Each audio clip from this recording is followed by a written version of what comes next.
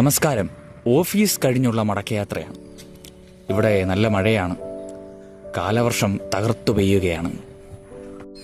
ഓരോ യാത്രയും ഓരോ അനുഭവങ്ങളാണ്. പക്ഷെ യാത്ര ചെയ്യുമ്പോൾ മറക്കണ്ടാത്ത ഒരു കാര്യമുണ്ട്.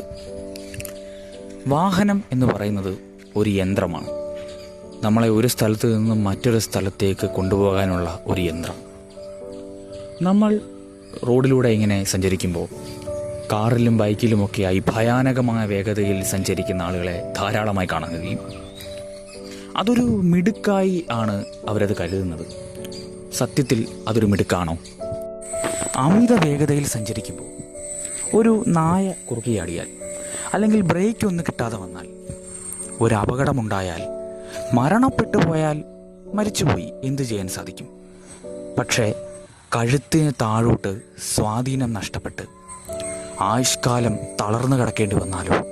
അതല്ലേ മരണത്തെക്കാൾ ഭീകരമായ അവസ്ഥ. സത്യത്തിൽ അമിത വേഗതയിൽ സഞ്ചരിക്കുന്നതല്ല മിടുക്ക്. ഒരാൾ ജീവിതത്തിൽ എത്ര കാലം വണ്ടി ഓടിച്ചിട്ടുണ്ടോ അത്രയും കാലം മറ്റ് അപകടങ്ങളൊന്നും വരുത്താതെ, അംഗവൈകല്യങ്ങളൊന്നും വരുത്താതെ വണ്ടി ഓടിച്ചിട്ടുണ്ടെങ്കിൽ അതാണ് മിടുക്ക്. മുമ്പ് എപ്പോഴോ വായിച്ച ഒരു പുസ്തകത്തിലെ വരികളാണ് ഇപ്പോൾ എനിക്ക് ഓർമ്മ വരുന്നത്. പതുക്കെ പതുക്കെ സഞ്ചരിച്ചാൽ ഈ വഴിയിൽ നമുക്ക് വീണ്ടും കാണാം.